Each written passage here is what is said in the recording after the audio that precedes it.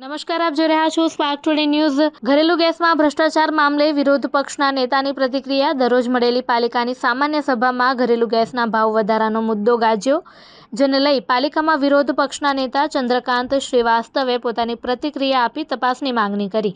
ગતરોજ મળેલી સામાન્ય સભામાં કાઉન્સિલર આશિષ જોશીએ વડોદરા મહાનગરપાલિકા તથા ગેસ વિભાગ મુદ્દે રજૂઆત કરી હતી, જેને લઈ આજે ચંદ્રકાંત શ્રીવાસ્તવે જણાવ્યું હતું કે પહેલા ગેસ વિભાગ પાલિકાનું આવકનો સ્ત્રોત હતું, પરંતુ અને હવે નફો કરતું એક માધ્યમ હતું, પરંતુ ત્યારથી ખાનગી કંપનીને સોંપી દેવામાં આવ્યું છે, ત્યારથી ઘણો ભાવ વધારો નાગરિક પર થોપી દેવામાં આવ્યો છે। જ્યારે શરૂઆતમાં એવું નક્કી થયું હતું કે નાગરિકોને સસ્તા ભાવે ગેસ મળી રહેશે।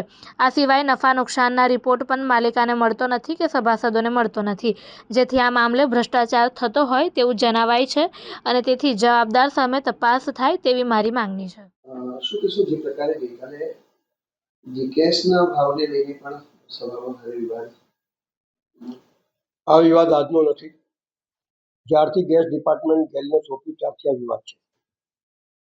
કારણ કે આપણો આ એકમ નફો કરતો એકમ હતો, ખોટ કરતો હોય તો બરોબર છે, આપણે પથરાઈ જઈએ, પણ એવો એકમ નહોતો।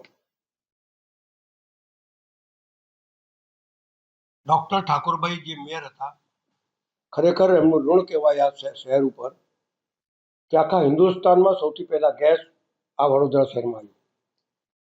એ વખતની ગેસ કંપની ઓએનજીસી આ વડોદરા શહેરમાં ગેસ આપવાનું ના કહેતા હતા। ડૉક્ટર ઠાકોરભાઈ પટેલ અને નાનાલાલ ચોકસી દિલ્હી આ ગેસ વડોદરા શહેરમાં આવે એના માટે યથાર્થ પ્રયત્ન કરીને ગયા, ત્યારે ગેસ આપવાનું ના કીધું।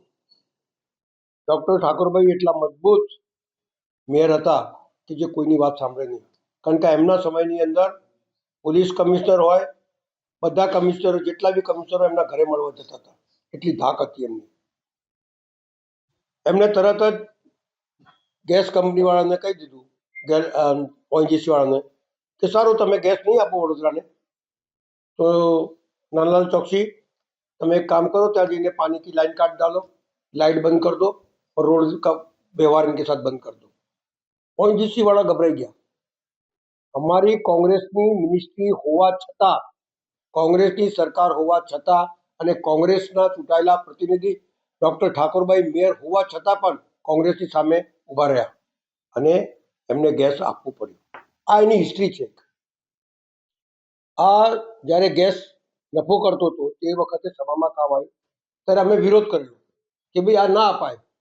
એમને કઈ રીતે ગેલવાળાએ લીધું કે આપણા કામ કરતા કર્મચારીઓને પહેલા અહીંયા ટ્રાન્સફર કરી દીધા, જેથી પગાર અહીંયા ચૂકવે, એનો જે કંઈ બી આપવાનું હોય પ્રોવિડન્ટ ફંડ આ વગેરે પેન્શન બધું આ કોર્પોરેશન ચૂકવે, અને એ લોકોએ આ રીતે ગેસ કંપની વધારે નફો કરતી થઈ ગઈ, કારણ કે બધા અહીંયા આવી ગયા, આપી દીધી। અને જે વખતે આપ્યું ત્યારે 17 રૂપિયા ભાવ હતું, જે પ્રમાણે આશિષભાઈ કહેતા હતા, અને ખરેખર 17 રૂપિયા જ ભાવ હતો। પણ એક નીતિ નક્કી થયેલી હતી કે કોમર્શિયલ ગેસ જે આપણે આપીએ તે મોંઘા ભાવે, કારણ કે એનું વેપાર કરીએ છીએ આપણે, અને ઘરગથ્થુ ગેસ આ વડોદરા શહેરના નગરજનોને સસ્તા દામે મળે, એટલીસ્ટ ગેસના બોટલ કરતાં તો સસ્તા દામે મળે, એ પ્રમાણેનું આયોજન હતું। આ તમામ બનાવેલી ઓફિસો, ગેસ લાઈનોનો જે આપણે જમીન નીચે નાખેલી લાઈનો, એ બધું મફતના ભાવે આપી દીધી। હવે સવાલ એ છે કે જ્યારે આપણે પાર્ટનરશિપમાં બેઠા હોઈએ ત્યારે દર વર્ષે એનું ઓડિટ થવું જોઈએ, એને એકાઉન્ટ કોર્પોરેશનમાં બેઠા તમામ સભાસદોને મળવું જોઈએ, એવી પ્રથા સાથે નક્કી કરેલું હતું। પણ આજે 7-8 વર્ષ થયા, એકાઉન્ટ મળતું નથી, ઓડિટ રિપોર્ટ મળતો નથી। એનો મતલબ એ છે કે એમને જે મન ફાવે તેમ કર્યા કરે। અહીંયા જે લોકો બેઠા છે સત્તા પર, એ લોકોને સત્તા ચલાવતા નથી આવડતું, અથવા એમનાથી દબાયેલા છે એવું લાગી રહ્યા છે, કારણ કે રિપોર્ટ આવે તો તમને સાચી હકીકત પડે। પહેલાં શું હતું કે ગેસ ડિપાર્ટમેન્ટ ચાલતું હતું ત્યારે બધી રોકડ આવક અહીંયા આવતી હતી, જેના પૈસા ભરેલા હોય તાત્કાલિક પૈસા મળે, તો આ આખું કોર્પોરેશન ચાલતું હતું એના વડે। અત્યારે તો ફક્ત તમારા શેર વધે તમારે આટલો નફો તો એટલા શેર તમને આપી દે. આ શેરનો વેપાર કરવા નથી આવ્યા અહીંયા. આ વડોદરા શહેરના નગરજનોની મિલકત છે, એને સાચવવા માટે આવ્યા છે.